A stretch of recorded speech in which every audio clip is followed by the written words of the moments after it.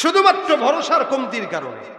যদি ভরসা পরিপূর্ণ থাকে, বান্দা আল্লাহর উপরে ভরসা রাখবে। আল্লাহ কয়, এই একটা কুকুরকেও তো আমি আল্লাহ খাওয়াই। কোনদিন দেখেছেন কুকুর না খেয়ে মারা গেছে? হাদিস শরীফে নবী করিম সাল্লাল্লাহু আলাইহি ওয়াসাল্লাম বর্ণনা করেন, একটা কুকুর ক্ষুধার্ত অবস্থায়, পিপাসার্ত অবস্থায়, দেখেন আমার দিকে মনোযোগ দেন, একটা কুকুর পিপাসার্ত অবস্থায় রাস্তায় কাতরায়।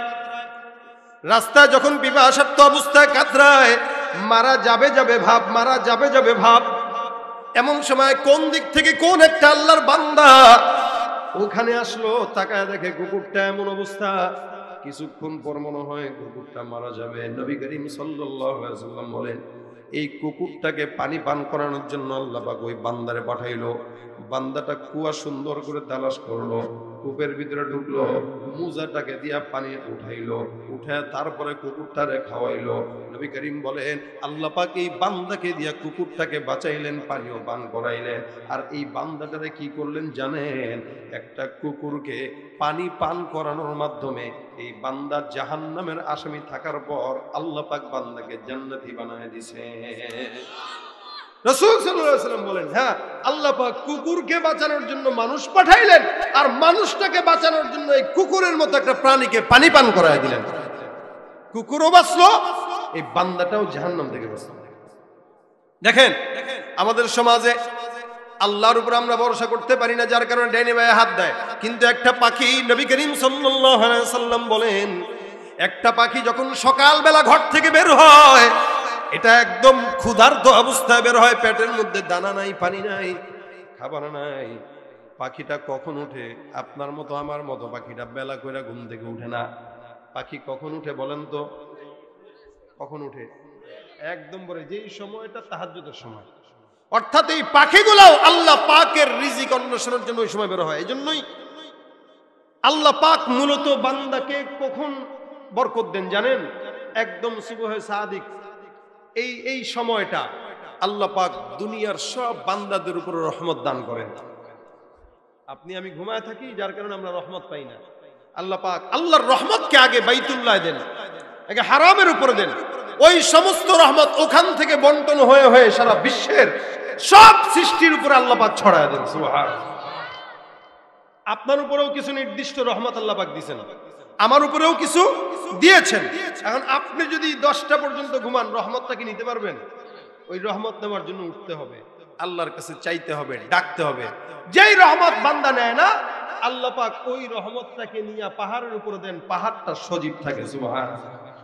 পাহাড়ে পানি দিয়ে গাছগুলো বড় করার মতো যোগ্যতা আমাদের আছে? কয়টা পাহাড়ের গাছকে পানি দিবেন বলেন? এই যে জমিন উর্বর, যেখানে এই গাছ লাগাইতেছেন উঠতেছে, কত গাছ তো লাগানোই লাগে না, এমনিই উঠে। পাহাড়ের মাঝখান দিয়ে ঝর্ণা যায়, ঝর্ণা প্রবাহিত হয়। এত রহমত পাহাড়ের উপরে আসলো কোথায়? জমিনের উপরে আসলো কোথায়? এই যে আল্লাহর সব বান্দাগুলা যে সকালবেলা বেহার মতো ঘুমায়, এদের রহমত তো আর এদের কাছে আসে না।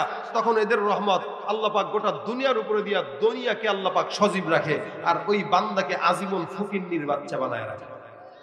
যার কারণে বান্দা বড়লোক টাকা কামায় ঠিকই, ফকিন্নির মতো সিরা প্যান্ট পরে এলাকার মধ্যে ঘুরে। এখানে সিরা আছে না নাই? হাঁটুর মধ্যে সিরা, রানে সিরা, পাছায় সিরা। আপনি কবেন, কিরে এনে তো বড় লোক, এ তো চেয়ারম্যানের পুত, এ তো আমাদের এলাকার ব্যবসায়ীর পুত, তো কি সামনে এর গরিব কনকে? কিসের গরিব? এ তো বড় লোক, এর বাপের 10 তলা বিল্ডিং আছে। আমি বলবো 10 তলা বিল্ডিং থাকার পরেও আল্লাহ পাক তার ফকিন্নি বানাইছে। কারণ সে যেহেতু নামাজ পড়ে না, সকালবেলা আল্লাহর রহমত নেয় না। আল্লাহ কয়, তুই যেহেতু রহমত থেকে নিরাশ হইছ, সেই কারণে তোর আমি ন্যাংটা বানায় ছাড়বো। এই কারণে মানে উলঙ্গপনাকে আধুনিক মনে করে তারপরে সিরা প্যান্ট 10,000 টাকা দিয়ে কিনে। এলাকার মুরব্বী মহিলারা, মা বোনরা, এরা দেখে আর বলে, আহারে আমার সন্তানটা কোন জায়গায় যেন অ্যাক্সিডেন্ট করছে।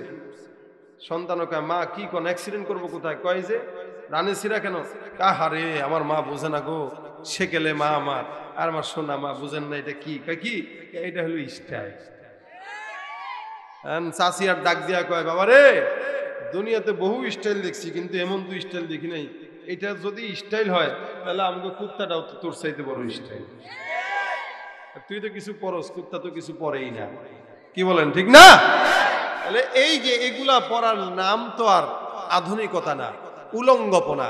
কেউ যদি উলঙ্গপনাকে আধুনিকতা মনে করে, বুঝতে হবে তার মাথায় সমস্যা আছে। এজন্য দেখেন না যুবকদের চলাফেরা কেমন, চুল রাখা হইলো রাতা কাটিন। সেদিন এক মাহফিলে এক লোক কইতেছে হুজুর রাতা কাটিন রাখছে। আমি কই কি নাম দিলেন আপনি? এটা রাতার উপরে কি জানি হয় একটা, আচ্ছা আপনারা যেটা কোন কোন আর কি, হেডেই এর চুলও দেখবেন এদিকে নাই টাক্কু আর ওদিক দিয়ে রাতা। আবার কিছু কিছু আছে সজারু, সজারু চিনেন তো? আগে ছোটবেলায় বইয়ের ভিতরে দেখতাম সজারু। আবার কিছু কিছু আছে স্মৃতিসৌধের মতো অবস্থা, চতুর্দিকে নাই, উপর দিয়ে চোখা, মনে হয় স্মৃতিসৌধ একটা রেখে দিয়েছে। জিজ্ঞাসা করবেন কার মতো রাখছো, বলবেন নেইমারের মতো রাখছো। আছে কার মতো রাখছো? আর্জেন্টিনার মতো রাখছো। কি বলেন? এই যে দেখছেন না রং মিলে গেছে। কি বলেন? মিলে গেছে। কিরকম কিরকম রাখছে, এরকম কারা আছেন আর্জেন্টিনার মতো চুল রাখছেন? হাত তুলেন। আছেন কেউ? এখন হাত তুলবে না, কিন্তু তাকায় দেখেন ডাইনে ভাই চুলের কারবার আর বাহার। সেলুনে যায় ভাই উরকি দুরকি ছাট হবে, উরকি দুরকি ছাট। উরকি দুরকি মানে এখানে কিচ্ছু থাকবে না, উপরে থাকবে এরকম চোখা, যেন একটু পাঙ্কু পাঙ্কু লাগে, এলাকার সব লেডিস যেন পিছনে চলে আসে। যুবকরা এগুলা করে কি করে না? এই হলো যুবকদের হালত। দেখলে বুঝার উপায় নাই যেটা মানুষের সন্তান নাকি চিড়িয়াখানার জন্তু। দেখলে মনে হয় চিড়িয়াখানার দরজা খোলা, ও আসছে পলায় চলে আসছে কোনো মতে। আছে না নাই?